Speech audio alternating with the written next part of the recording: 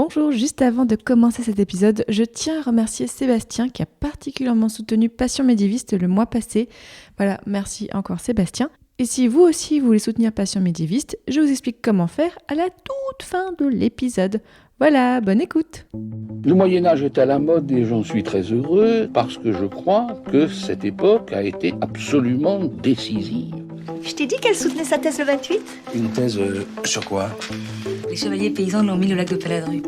Au lac de Paladru ! Passion médiéviste, l'histoire médiévale vue par ceux qui l'étudient.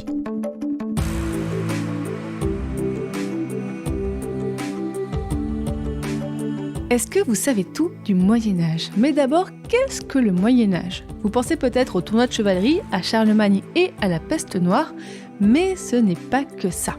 En général, on dit que c'est une période de 1000 ans, de l'année 500 à l'année 1500 pour l'Europe occidentale, mais vous l'entendez dans ce podcast, il y a autant de définitions du Moyen-Âge que de médiévistes. Je m'appelle Fanny Cohen-Moreau et dans ce podcast, je reçois des jeunes médiévistes, c'est-à-dire des personnes qui étudient le Moyen-Âge en master ou en thèse, pour qu'ils vous racontent leurs recherches passionnantes et qu'ils vous donnent envie d'en savoir plus sur cette belle période. Épisode 99, Érelle et l'Écosse au XIIe siècle, c'est parti. Excuse-moi, mais il y a des gens que ça intéresse ? Bonjour à toutes et à tous. Quand on pense Écosse et Moyen-Âge, on peut penser peut-être à William Wallace, dont on avait vu une représentation dans le film Braveheart de 1995. Eh bien, aujourd'hui, je vous propose de remonter un siècle avant William Wallace. Et notre guide temporel, en quelque sorte aujourd'hui, c'est Érelle Le Chanjour. Bonjour Érelle. Bonjour. Alors Érelle, je te reçois parce que tu as fait un mémoire à l'université Rennes 2 sous la direction de Florian Mazel qui s'intitulait, attention, l'expression du pouvoir épiscopal dans les actes diplomatiques épiscopaux écossais, fin 11e, début 13e siècle. Du coup, je me suis dit autant qu'on parle dans cet épisode du 12e siècle qui est quand même la majorité de tes recherches. Et donc tu as travaillé en majorité sur les évêques et leur action, mais aujourd'hui on va quand même parler de l'Écosse en général pendant le XIIe siècle. Et donc première question un petit peu rituelle d'un patient médiéviste, Érelle, pourquoi est-ce que tu as voulu travailler sur ce sujet ? C'est pas facile à expliquer parce qu'en fait, je crois que ça a toujours été un peu une évidence pour moi de faire de la recherche et de faire de la recherche sur la période médiévale. Je suis vraiment arrivée en première année d'histoire, je voulais le Moyen-Âge. C'était vraiment la période qui m'intriguait le plus. Donc, c'est pas évident de trouver une explication à une telle évidence. Je te rassure, moi non plus, à chaque fois qu'on me demande oui, pourquoi le Moyen-Âge, j'en ai aucune idée non plus. C'est vraiment un jour, ça m'est venu, mais je saurais pas dire quand. Donc, je comprends tout à fait. Ouais. Et du coup, je pense que c'est parce que c'était une période qui était peut-être mal jugée ou sur laquelle on véhicule beaucoup de préjugés négatifs. Et moi, j'aime bien un petit peu tout ce qui est, soit laissé de côté, soit un peu dévalorisé, on va dire. Donc déjà, j'avais cet intérêt et j'avais aussi cet intérêt assez marqué pour les îles britanniques. Donc il y avait déjà quand même une zone et des thématiques qui se démarquaient. Et après, je pense qu'il y a eu 2 rencontres. Donc la première, Isabelle Rosé, qui a été ma professeure d'histoire médiévale en première année de licence. Et ça a vraiment été une révélation, un coup de cœur intellectuel en tout cas, parce qu'elle est passionnante et passionnée et ça a complètement confirmé tout l'intérêt que je pouvais déjà avoir pour le Moyen-Âge. Et la deuxième rencontre, ça a été du coup Florian Mazel, qui a été mon directeur de recherche, que j'ai également eu comme professeur cette fois-ci en 3e année de licence, et qui donnait un cours sur les îles britanniques, donc les royaumes d'Angleterre principalement. Oui, c'est une de ses spécialités, oui, c'est ça. Et donc j'avais suivi ce cours, que j'avais trouvé passionnant. Mais je m'étais dit, on parle que de l'Écosse, de l'Irlande et du Pays de Galles que de manière très anecdotique. Et moi, j'ai envie d'en parler plus. J'ai envie vraiment d'aller là-dedans. Donc, j'ai discuté avec lui et là, on a commencé à parler et à ébaucher un premier thème de recherche pour le master. Alors, tease-nous déjà un petit peu, qu'est-ce que tu as voulu montrer dans ton mémoire de recherche ? Déjà, je pense que j'avais envie d'écrire un travail sur l'Écosse qui soit en français, parce qu'il y en a très peu. Il y a très très peu de travaux français sur l'Écosse, et c'était une frustration que j'avais, parce que moi, ça m'intéressait énormément, et quand j'avais envie de lire des travaux, il fallait forcément lire en anglais. Bon, c'est pas forcément un problème, mais c'est vrai que l'accès n'est pas toujours évident. Donc, ça veut dire qu'il y avait de la place en France pour ce genre de recherche. Voilà. Donc ça, c'est la première chose. Ensuite, je pense qu'il n'y avait pas d'études sur l'ensemble en fait des évêchés écossais. Il y avait quelques études sur des évêchés bien précis, majoritairement Glasgow et St Andrews, qui sont du coup les 2 plus gros évêchés écossais. Mais il n'y avait pas vraiment d'approche comparatiste où on comparait les 10 évêchés, à raison aussi, parce que il n'y a pas forcément beaucoup de sources, hein, on le verra après. Déjà, on arrive déjà à ce point. Déjà aux difficultés. Donc, disons que ça pouvait se justifier. Et puis, il y avait aussi une volonté peut-être de réactualiser aussi certaines recherches. L'historiographie écossaise n'était pas toute récente. Elle s'est un peu renouvelée depuis les années 2010-2020, mais elle n'était pas toute récente et elle était, disons qu'il y a des enjeux et un petit peu différentes querelles entre anglicans, protestants et de l'autre côté plutôt catholiques. En tout cas, sur l'église écossaise, oui, il y a des gros débats. Donc voilà, il y avait aussi cette envie peut-être en tant que Française justement, qui a plus de recul, de peut-être proposer quelque chose qui n'ait pas encore été fait.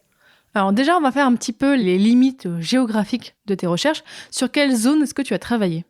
Alors, les limites géographiques de l'Écosse, en fait, c'est assez facile parce qu'elles n'ont pas trop bougé par rapport à celles qu'on connaît aujourd'hui. Ouais, c'est les mêmes frontières qu'aujourd'hui ? Grosso modo, il y a quelques petites nuances. Comme quoi, par exemple ? Alors, au sud, la frontière, c'est de la Solway à la Tweed. Donc, c'est 2 fleuves qui sont au sud et qui font la frontière avec l'Angleterre, avec une région qui s'appelle la Lothian, qui est tantôt écossaise, tantôt anglaise. Donc, ça, selon les périodes, ça bouge un petit peu. C'est la région tampon qui passe de l'un à l'autre, ouais. C'est logique, ouais. Qui, alors moi, au XIIe siècle, devient écossaise, mais qui reste un petit peu anglaise de cœur.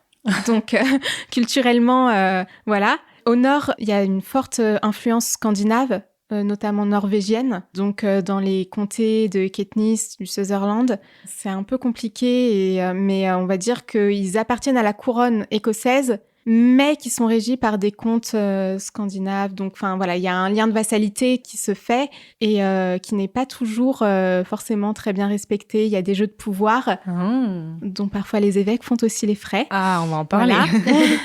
Et après, il y a évidemment les îles, puisque l'Écosse compte quand même plus de 800 îles. Ah ouais, beaucoup. Oui, ça fait beaucoup. C'est plein de petites îles, mais ça fait beaucoup.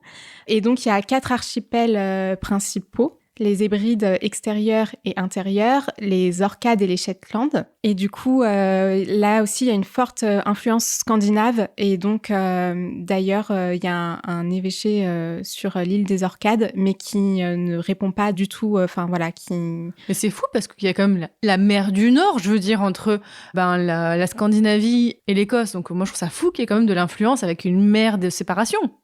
Ouais, mais c'est déjà, c'est des peuples qui quand même bougent beaucoup, les Scandinaves, les invasions vikings, voilà.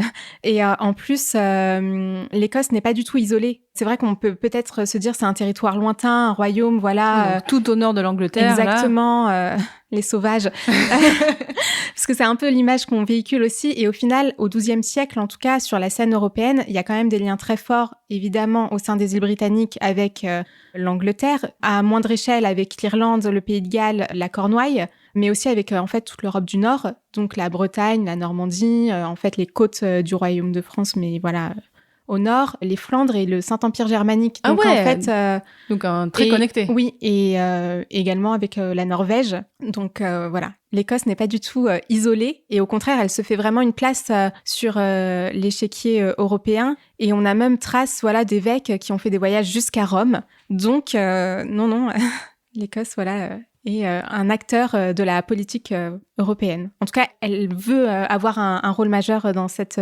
politique européenne médiévale. Et alors, comment décrire la société écossaise de cette époque, du XIIe siècle ? Et est-ce que c'était aussi peuplé que maintenant ou beaucoup moins ? L'Écosse n'était pas un royaume très peuplé. C'est en partie dû au fait que avant le XIIe siècle, on n'a pas vraiment de traces de grandes villes. On a très peu de sources avant le XIIe siècle, donc c'est très compliqué d'évaluer, mais on n'a pas de grosses villes attestées. On sait qu'elles vont se développer durant le XIIe siècle, notamment poussées par les évêques qui vont jouer un rôle... Ils sont super importants. Ouais, c'est pour ça qu'on les étudie. Donc, non, c'est pas un royaume très peuplé. En revanche, la société écossaise médiévale est une société féodale, comme la grande majorité des sociétés médiévales, en tout cas en Occident, donc avec des liens de vassalité et de suzeraineté. C'est une société qui, petit à petit, tend à se structurer, à s'unifier aussi, notamment par le biais de l'arrivée en Angleterre de Guillaume le Conquérant. On va y revenir juste après, Voilà. oui. Qui va venir et apporter dans sa valise tout plein de choses. Et donc, petit à petit, oui, elle se structure vraiment et elle commence à développer des centres politiques qui polarisent vraiment. Donc on a quoi comme ville déjà à l'époque, au XIIe siècle? Alors, les principales villes écossaises, ça va être Perth. On a également Stirling, Scone, qui a un très très grand centre culturel et royal, qui va majoritairement concentrer les villes importantes du royaume et le plus de peuplement, avec les vallées du Forth et de la Clyde et la péninsule du Fife. Bon, on mettra une carte de toute façon sur le Oui. site passionmédiéviste.fr, comme ça on pourra voir en même temps. Donc là, les villes qui aujourd'hui sont plus grandes comme Édimbourg et Glasgow sont pas encore là à cette époque-là? Glasgow et Saint-Andrew et Édimbourg existent. En revanche, on sait qu'il y a eu des centres culturels et religieux dans ces villes. Ça reste des villes importantes parce que Saint-Andrews, par exemple, c'est dans la péninsule de la Fife, donc c'est vraiment dans une zone qui est très très peuplée. Glasgow, c'est dans les Lowlands, donc c'est le sud-ouest plutôt, mais c'est pareil, c'est une région qui est plutôt aussi assez peuplée. C'est en fait, on va dire, le deuxième centre un peu de peuplement après toute la région du sud-est que j'ai évoquée précédemment. En revanche, on a des traces d'évêchés avant la période du XIIe siècle qui sont très ténues, mais on en a. On sait que il y a eu un moment, on a eu des évêchés, et puis tout d'un coup, on ne sait pas pourquoi, on n'a plus aucune trace de l'évêché. Mais non. Donc on peut supposer pourquoi. On peut supposer que sûrement les raids scandinaves ont peut-être fait déplacer les centres. On les a éloignés des côtes, on les a éloignés des embouchures, on a éloigné également les archives, peut-être pour les préserver, où elles ont été détruites. Et donc, on a des centres culturels, religieux, de peuplement qui se retrouvent un peu vacants et désertés. Ok, je comprends un peu mieux. Alors justement, on l'a évoqué tout à l'heure, juste avant la période que tu étudies, un événement historique assez majeur impacte l'histoire des îles britanniques, l'invasion de Guillaume le Conquérant, dit le Normand et tout ça. Alors bien sûr, on va pas revenir sur toute la conquête de Guillaume le Conquérant, mais quelles sont les conséquences de cette action pour l'Écosse? Alors au début, il se passe pas grand-chose parce que le roi en fonction, donc à cette période, c'est Malcolm III, va être un petit peu se tenir en retrait. Il va observer, il va se dire tiens, c'est qui celui-ci? Enfin voilà, il va avoir un petit peu de retenue. Oui, donc on l'a pas dit, en fait, il y a un roi en Écosse. Oui, il y a un roi, il y a une royauté qui est établie. Au début de la période que j'ai étudiée, c'est la dynastie des Dunkeld. Avant ça, il y avait une autre dynastie qui était en place qui s'appelait les Alpines. Le fameux Kenneth MacAlpine, qui est censé avoir unifié l'Écosse. D'accord. Dans les faits, il n'a pas fait grand-chose. Il a fait, mais pas autant que ce que l'historiographie lui prête. Donc là, on est sur le premier représentant de la dynastie des Dunkeld, qui s'appelle Malcolm. Et donc lui, quand Guillaume arrive, il reste un peu dans son coin. Mais attends, déjà, juste, je voulais savoir aussi, quels sont les liens entre le roi d'Angleterre et le roi d'Écosse à ce moment-là? En fait, est-ce qu'il est vassal? Ils sont juste ennemis? Ils sont plutôt en paix? L'Écosse n'est jamais en paix avec l'Angleterre. Ça, c'est une des questions qu'on m'a posées quand j'ai réfléchi au sujet. On m'a dit, est-ce qu'il y a eu des moments de paix entre l'Angleterre et l'Écosse? Non. Alors, c'est un peu plus subtil que ça. Oui, bien sûr. On va dire que même quand ce n'est pas une guerre ouverte, il y a toujours des sujets de conflit et d'opposition. Une guerre froide tout le temps. Voilà, c'est toujours tendu, c'est vraiment des sœurs ennemies. En revanche, l'erreur, ce serait de penser que parce qu'il y a opposition, il n'y a pas échange et il n'y a pas... commerce. Voilà, il y a du commerce, on le sait, il y a des liens très forts entre, par exemple, des abbayes anglaises et l'évêché de Saint-Andrews. Donc, on sait que il y a des moines qui vont, qui viennent, par exemple. Il y a également des alliances matrimoniales, notamment entre la royauté anglaise et la royauté écossaise. Ah oui, donc ça va, ils ont quand même des liens, Malcolm III, justement, est marié à en deuxième noces, épouse une reine anglaise. Ah, enfin une sœur de roi, Ah ouais. Alors justement, ça va être un petit peu ce qui va mettre Guillaume le Conquérant en colère, puisque, en fait... ça va se passer en deux temps, mais Malcolm III va d'abord offrir l'asile politique à un ancien prétendant au trône d'Angleterre qui s'appelle Edgar Atheling, donc qui en fait lui disputait le trône d'Angleterre. Donc Malcolm III va non seulement le recevoir à sa cour, mais en plus il va se marier à sa sœur. Ah oui, Marguerite de Wessex. Donc il cherche un petit peu là, il provoque. Il va tellement provoquer qu'il va franchir la frontière et il va piller les terres anglaises. Attends, oui, ah ouais, donc... Alors Voilà. qu'à ce moment-là, du coup, c'est Guillaume qui contrôle l'Angleterre ? Oui, c'est Guillaume le Conquérant. Et c'est vrai que Guillaume, dans un premier temps aussi, il a d'autres problèmes à régler que l'Écosse. On pense qu'il y avait peut-être une volonté d'unifier toute la péninsule britannique, mais c'est vrai qu'avec sa conquête qui a quand même été un petit peu mouvementée, l'Écosse, pour lui, c'est pas sa priorité. Déjà, c'est apaiser le royaume d'Angleterre. Donc, il va réagir, mais parce que Malcolm III va aussi lui tendre un petit peu le bâton pour se faire battre. Bah, il en profite, quoi. Malcolm III, il fait « Attends, il bouge pas, ok, bah j'y vais », c'est un peu ça, quoi. Oui, il le teste complètement. Il se dit, c'est mon nouveau voisin, il faut que je vois un peu ses limites. Et donc, il l'a repoussé finalement ? Complètement, puisque dès 1072, en fait, Guillaume va répliquer et ça va pas jouer en faveur de Malcolm III qui va du coup devoir donner un de ses fils en otage. Ah ! C'est aussi quelque chose de fréquent. Il faut savoir que souvent, les prétendants au trône, les héritiers écossais, grandissent à la cour d'Angleterre. D'accord. Parce qu'ils sont souvent pris en otage, en fait. Technique comme une autre, hein. Voilà, donc ils ont aussi une culture qui est anglo-normande en fait, voire même française, puisque forcément avec la conquête, la Normandie est aussi rattachée au royaume d'Angleterre. Donc effectivement, ils ont cette influence franco-normande qui est assez forte et qui pénètre la cour écossaise. Donc oui, il y a vraiment des contacts très forts entre eux, que ce soit des contacts belliqueux ou plus d'échanges qui vont faire naître des mutations institutionnelles. Et du coup, est-ce que tu vois, dans le siècle surtout que tu as étudié au XIIe siècle, est-ce que tu vois d'autres conséquences à cette invasion, à ce changement politique majeur ? Alors la première conséquence, c'est qu'il y a l'introduction de nouvelles familles dans la noblesse écossaise. Avant, on avait principalement des comtes et des seigneurs gaéliques. On va avoir des familles bretonnes et normandes, franco-normandes, on va dire, qui ne remplacent pas la noblesse gaélique, contrairement à l'Angleterre où toute la noblesse est un peu remplacée par de nouvelles familles, mais qui vont se mêler, se marier. Donc il y a quand même un remplacement. Les plus connus, ce seraient les Bruce, du coup, qui vont donner une des dynasties de rois écossais, puisque Robert Bruce, on parlait de William Wallace tout à l'heure, est issu de cette famille. Il y a également les Fitzalan, qui vont donner lieu à la famille des Stuart, donc Marie Stuart aussi. Ah oui, d'accord. Donc voilà, il y a des conséquences qui sont importantes. L'architecture normande va également pénétrer l'Écosse. Pour développer les villes, en fait, les évêques vont souvent essayer d'établir leur siège épiscopal en tant qu'un petit peu que centre culturel, religieux. Donc il y a déjà des cathédrales qui existaient à ce moment-là. Souvent, pour manifester aussi leur puissance, ils vont relancer de grands travaux sur la cathédrale, donc soit agrandir la cathédrale, lui donner plus de lumière, des voûtes. Et donc on va avoir une architecture monumentale, souvent très inspirée de l'architecture normande.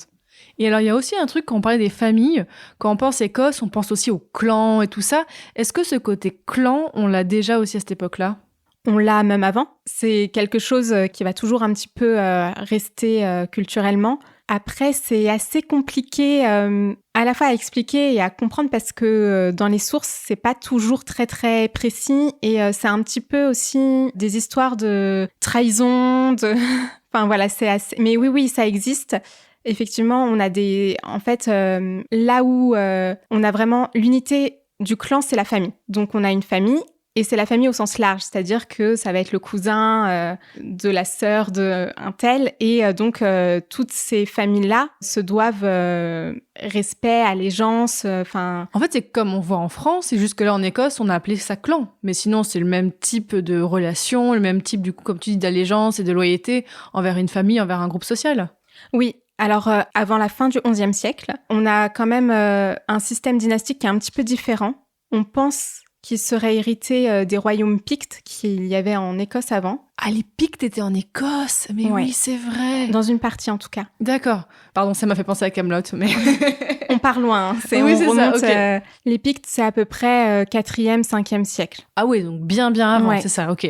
Donc, on pense, on n'est pas sûr. Après, en fait, la société écossaise, elle est aussi hybride parce qu'il y a eu plusieurs vagues de peuplement. Moi, c'est pour ça que je parle un peu de société multiethnique. Donc, on a les Pictes à un moment. On a également les Scots qui, contrairement à ce que leur nom peut faire penser viennent d'Irlande et non pas d'Écosse. Ah, zut.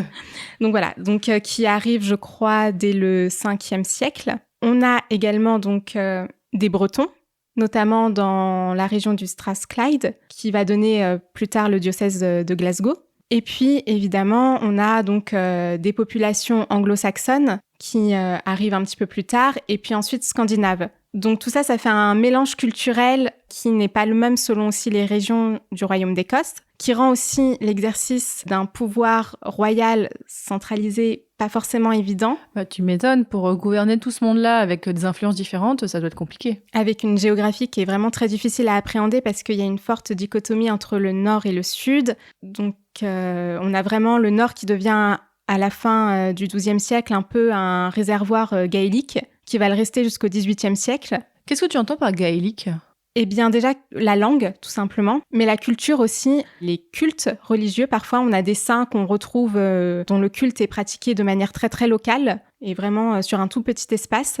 Et puis avec effectivement une prédominance plutôt des clans, l'autorité d'un clan qui va un petit peu venir prendre le dessus sur l'autorité royale qui est plus éloignée. Et justement, est-ce qu'on sait quelle était la religion en Écosse avant le christianisme ? Je me demandais, et à quel moment est arrivé le christianisme en Écosse ? Alors j'aurais adoré pouvoir répondre à la première question. On a très très peu de sources avant le Xe siècle et même le XIIe siècle. Même archéologique, on ne sait pas trop ? Alors on a des sources archéologiques, le problème étant on ne peut pas les lire.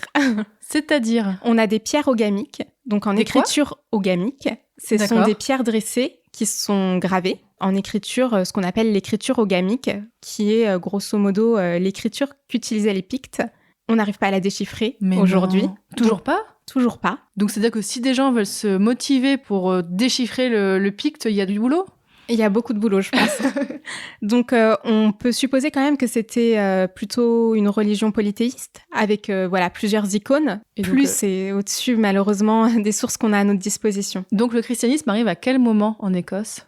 Alors, en fait, l'Écosse est déjà au contact du christianisme indirectement avec l'arrivée des Romains sur les îles britanniques. Donc, il y a déjà des contacts. Oui, d'ailleurs, j'avais vu, il me semble qu'on l'a dit une fois dans Passion médiéviste, je ne sais plus quand, que c'est pour ça aussi qu'il n'y a jamais eu de christianisme en Irlande avant que des missionnaires viennent, parce que les Romains ne sont pas allés en Irlande. Donc, il n'y a pas eu cette diffusion de la religion. Alors que là, ce que tu me dis, c'est qu'en Écosse, on a ça, donc par les Romains, et donc par la diffusion de la religion, à la fin de l'Antiquité, on a au fur et à mesure du christianisme en Écosse. C'est ça, on a déjà des contacts qui sont établis dès le IVe siècle.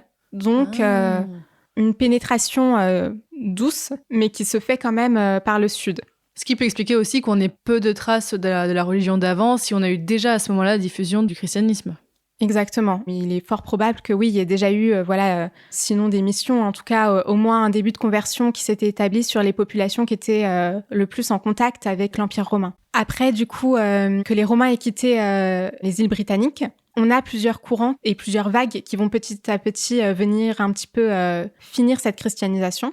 On a une vague que moi j'ai appelée celtico-irlandaise, qui vient plutôt de l'ouest, du sud-ouest en tout cas, avec les Bretons, qui sont du coup, eux pour le coup, déjà christianisés, donc les peuples bretons, et avec les Scots, qui sont également déjà en grande partie christianisés. Et donc, quand ils arrivent, en fait, d'Irlande et du sud, de la Bretagne, ils viennent avec leur religion. Ensuite, on a effectivement une vague qui est romano-continentale, avec notamment Rome qui va envoyer des missionnaires.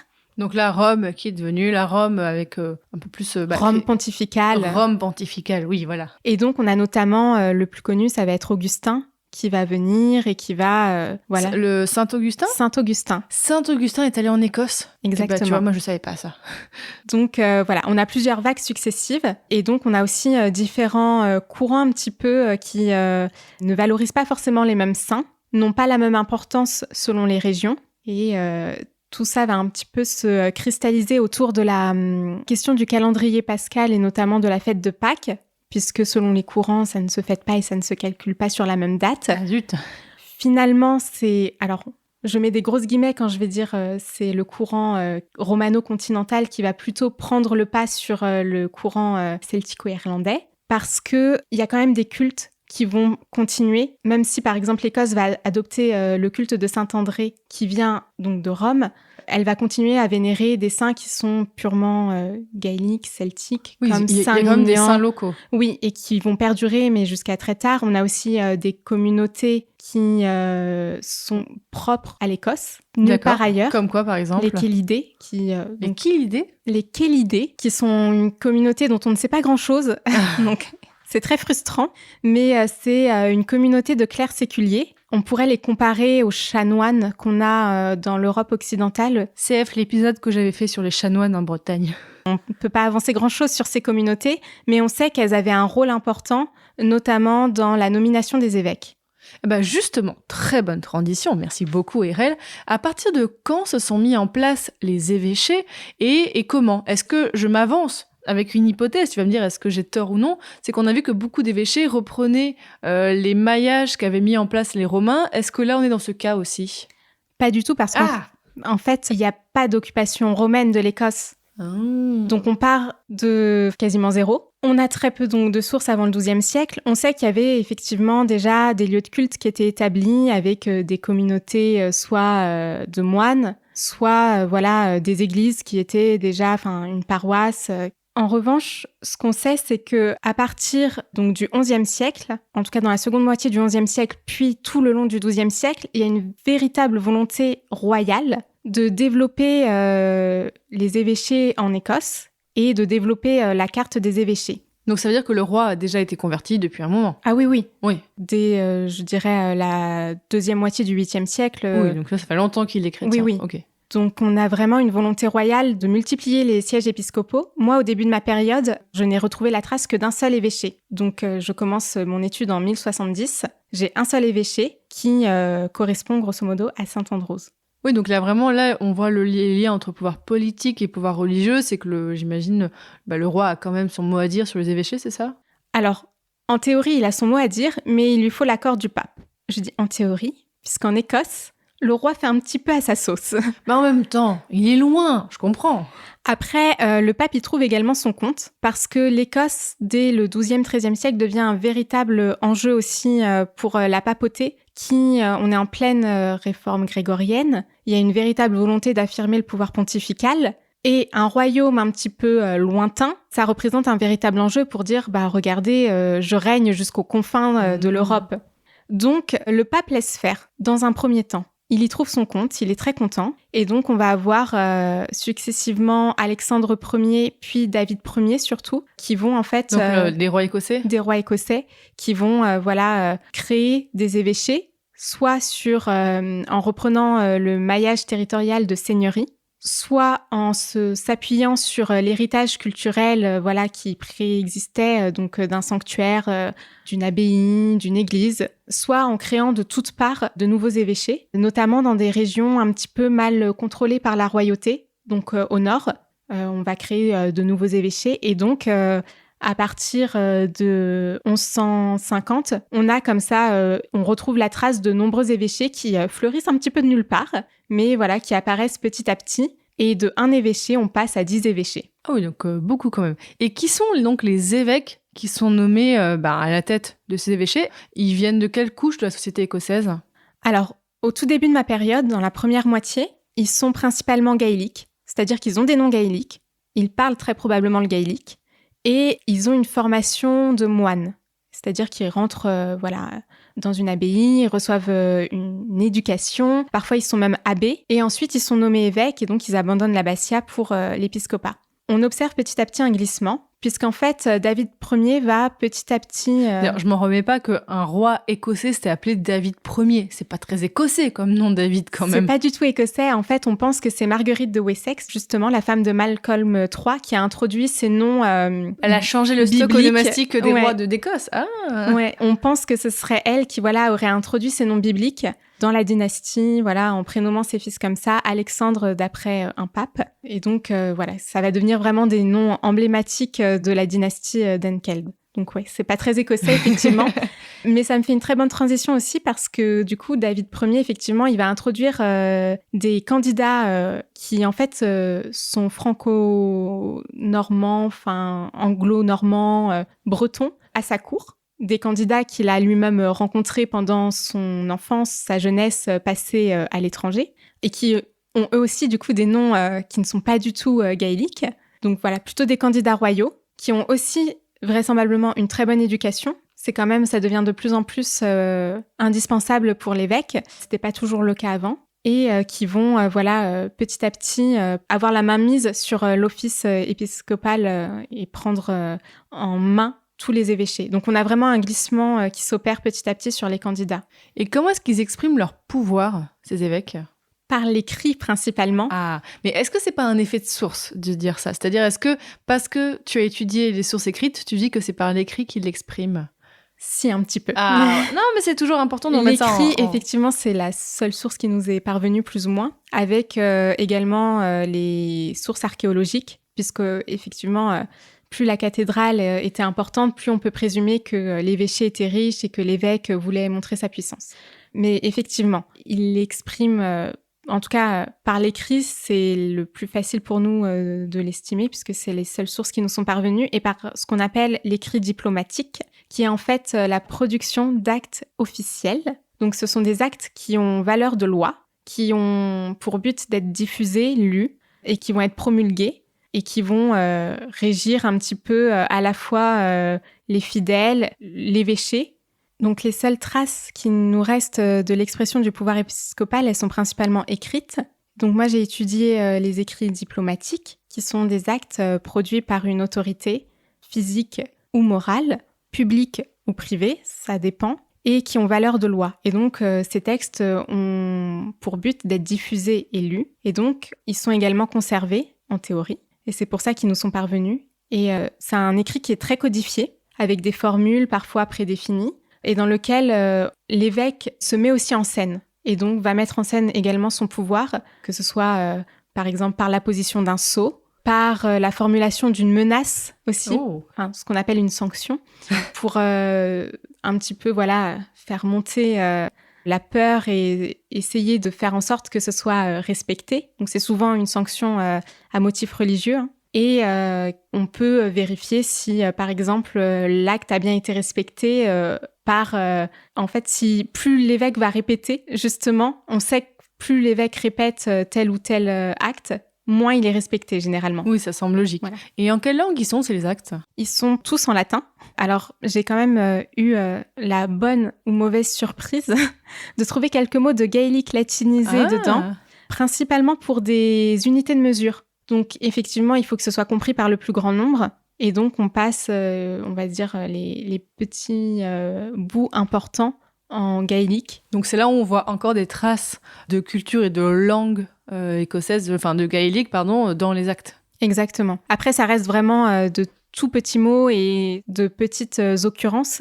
Mais c'est vrai que c'est quand même, on peut dire, l'utilisation d'une langue vernaculaire dans des actes diplomatiques officiels au XIIe siècle. C'est quand même assez rare pour la période, donc ça vaut le coup d'être notifié. Et j'avais une question, comment est-ce que tu as travaillé sur ces actes ? C'est-à-dire, est-ce que tu allais toi-même en Écosse pour les lire ou est-ce que ça se lit à distance ?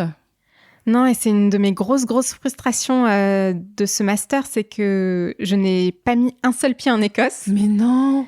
J'ai fait mon mémoire pendant le Covid, puis il y a eu le Brexit. Donc le combo fatal, ça a été très très compliqué de me rendre sur place. En revanche, du coup, j'ai travaillé sur des éditions d'actes épiscopaux, des éditions qui étaient assez bien faites quand même, puisque j'avais vraiment tout plein de petites annotations pour me dire telle lettre ou tel mot et dans telle couleur. Enfin voilà, j'avais vraiment un rendu, une idée assez précise de l'acte en lui-même. Et après, la technologie est magnifique puisqu'on peut numériser des documents. Et donc, il existe des bases de données, les Britanniques sont assez en avance là-dessus, qui permettent vraiment d'avoir accès aux sources. Et ça, c'est quand même magique quand on ne peut pas se rendre sur place. Bah oui, non, mais j'imagine la frustration. Et à la fin de la période que tu étudies, on voit émerger, on l'a dit tout à l'heure, un personnage historique assez connu pour l'Écosse, un certain William Wallace. Alors, on va pas raconter toute l'histoire de William Wallace, mais forcément, vu que tu es un peu la spécialiste des évêques écossais, est-ce que William Wallace est soutenu par les évêques en Écosse ? Oui, il est soutenu, et d'ailleurs, c'est une de mes frustrations aussi quand je vois les films historique, si on peut dire, sur cette période, c'est qu'à chaque fois, le rôle de l'Église est complètement invisibilisé, laissé de côté. Ou alors mal montré, peut-être montré comme c'est des méchants ou... Ouais, il n'est pas du tout montré, même véritablement. Mais effectivement, le rôle de l'Église est vraiment primordial dans ce qu'on appelle les guerres d'indépendance écossaises, puisqu'il y a notamment 2 personnages qui sont évêques de St Andrews et évêques de Glasgow qui vont jouer un rôle important, William Lamberton et Robert Wishart, qui vont déjà apporter énormément de soutien à William Wallace et Robert Bruce, dont on parlait tout à l'heure, en le couronnant déjà. Puisqu'effectivement, un roi ne peut être roi que s'il est intronisé par des évêques. Donc il y a tout un cérémonial, qui est d'ailleurs un petit peu folklorique, faut savoir. Enfin, il y a une pierre, il faut pas qu'elle chante. Quoi ? C'est les Écossais, hein. Mais il y a une croyance avec ce qu'on appelle la pierre du destin. Et d'ailleurs, c'est toujours fait aujourd'hui par les rois d'Angleterre, qui sont aussi rois d'Écosse. La pierre est toujours utilisée dans les couronnements. Donc c'est vraiment, voilà. Le roi doit se tenir debout sur cette pierre. Et si la pierre chante, ça veut dire que son règne sera couronné de malheur. Et comment elle peut chanter ? Enfin bon, ça fait penser un peu à Outlander avec les histoires de pierres magiques, là, c'est un peu ça, quoi. Ça a été repris, justement. Voilà, c'est pas sorti de nulle part. D'accord, ok, je vois. Mais oui, effectivement, les évêques jouent un rôle majeur dans l'intronisation d'un roi et il faut leur approbation. Donc, c'est vraiment un rôle très important de l'Église. William Lamberton va aussi notamment faire des déclarations d'indépendance du clergé, puisque, on l'a pas dit, mais en fait, le royaume d'Écosse a une toute petite particularité, c'est que c'est un des seuls royaumes, même le seul, je crois, si je ne dis pas de bêtises, à l'époque médiévale, qui n'a pas d'archevêché. Donc, ça veut dire quoi ? Ça veut dire qu'il dépend en fait de l'archevêché d'York.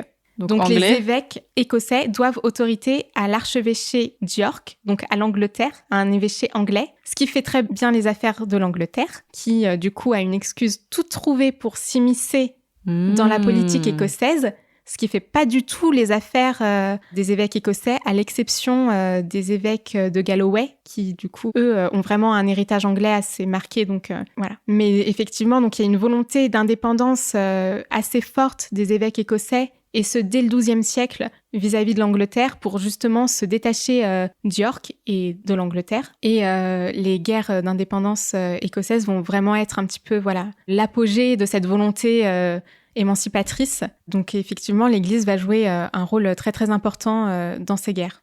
Ah ben voilà, on aura aussi appris quelque chose là-dessus. Et est-ce que tu as peut-être des conseils de lecture qui seraient accessibles et trouvables en librairie sur l'Écosse pour les auditeurs et éditrices qui voudraient en savoir plus ? Alors j'en ai un qui est en français et qui a été réédité il n'y a pas très longtemps chez Talendier. Ça s'appelle « Histoire de l'Écosse » par Michel Duchesne, je sais pas trop comment il faut le prononcer. Voilà, donc ça a été réédité en 2020. Alors c'est une histoire, il fait de l'origine jusqu'à nos jours, donc c'est très très large, c'est une première introduction. Mais c'est aujourd'hui, je pense, le texte en français le plus complet sur l'histoire de l'Écosse, même si voilà, ça reste assez en surface. Forcément, on peut pas faire 800 pages sur toute l'histoire écossaise, en détail. Mais je pense que c'est en tout cas le texte le plus facilement trouvable, en sachant évidemment qu'il y a très peu de travaux accessibles sur l'histoire de l'Écosse et sur l'histoire médiévale. Oui, malheureusement. Bon, déjà, c'est un titre comme ça. Alors, depuis que tu as soutenu ton mémoire, Erel, qu'est-ce que tu fais ? Alors, j'ai un petit peu arrêté l'histoire. Ah ouais ? Je dis un petit peu parce qu'en fait, j'ai encore un pied dedans. Mais du coup, j'ai enchaîné sur un master métier du livre et de l'édition. Et je me suis spécialisée dans l'édition en sciences humaines, donc ce qui me permet effectivement de garder un pied en histoire. Et là, en ce moment, je travaille pour Le Seuil, au service justement... Donc, les éditions du Seuil, c'est ça ? Oui, exactement, au service sciences humaines. Donc, j'édite, en tout cas, j'aide à éditer. Je travaille sur l'édition de livres historiques écrits par des historiens. Et du coup, tu ne penses pas te remettre un jour à la recherche ? C'est pas prévu pour le moment. On verra. Mais alors, est-ce que tu as quand même, et c'est ma question de fin, est-ce que tu as quand même un conseil de sujet qui serait peut-être pas assez étudié pour les personnes qui voudraient faire un master d'histoire médiévale à leur tour ? À part dire étudier l'Écosse en général, parce qu'on l'a compris, il manque de choses là-dessus. Déjà, il faudrait aussi qu'on ait des sources. Il y a aussi cet enjeu des sources, donc je pense bien se renseigner quand même sur les sources en amont. Et ensuite, oui, il faut oser aussi, aller un petit peu hors des sentiers battus. Et puis y croire, mais se préserver aussi. Enfin, c'est quand même un marathon, encore plus quand on est sur des zones géographiques qui sont un petit peu éloignées, où l'accessibilité aux sources n'est pas toujours évidente. Donc il faut aussi s'accrocher, mais voilà, tout en prenant un peu de recul aussi sur la recherche. Désormais, chers auditeurs et auditrices, vous en savez beaucoup plus sur l'Écosse au Moyen-Âge et surtout au XIIe siècle, même si on a parlé beaucoup de avant et après. Donc merci beaucoup Erel Le Changeau, c'était passionnant et puis bonne continuation. Peut-être que bientôt, je sais pas, peut-être qu'un jour je recevrai quelqu'un que tu as édité, on ne sait pas. Hein. J'espère. Et j'enregistre cette conclusion des mois après l'enregistrement de cet épisode. Désolée, ça redonne un peu là où je suis. Je tiens à remercier les personnes qui ont soutenu Passion Médiéviste, comme je l'ai dit au début de l'épisode. Je vous rappelle que si vous soutenez Passion Médiéviste, tout simplement, vous pouvez en parler autour de vous. Voilà, vous pouvez parler du podcast à vos amis, à vos proches, parler des épisodes, les diffuser sur vos réseaux sociaux, sur les groupes WhatsApp, des familles, des copains, vous connaissez. Et si jamais c'est possible pour vous de soutenir financièrement, moi ça m'aide à consacrer la moitié de mon temps de travail maintenant à Passion Médiéviste, à faire des podcasts pour vous. Des podcasts qui restent gratuits pour tout le monde, mais qui sont financés par les auditeurs et auditrices et par les quelques collaborations que je fais parfois sans publicité. Donc ce mois-ci, je tiens à remercier particulièrement aussi Charlet, Jérôme, Zoé, Yann, Bernard, Franck et Nelly. Merci beaucoup à eux. Et dans le prochain épisode de Passion Médiéviste, dans l'épisode 100, parce qu'entre-temps il y aura un autre épisode hors série, mais dans l'épisode 100, je vous l'avais déjà dit un peu à la fin de l'épisode 98, mais dans l'épisode 100, on parlera de 2 sujets que j'aime beaucoup, des manuscrits et aussi des femmes, et on parlera donc des représentations des femmes guerrières dans les manuscrits. J'ai hâte de vous faire écouter tout ça. À bientôt, salut!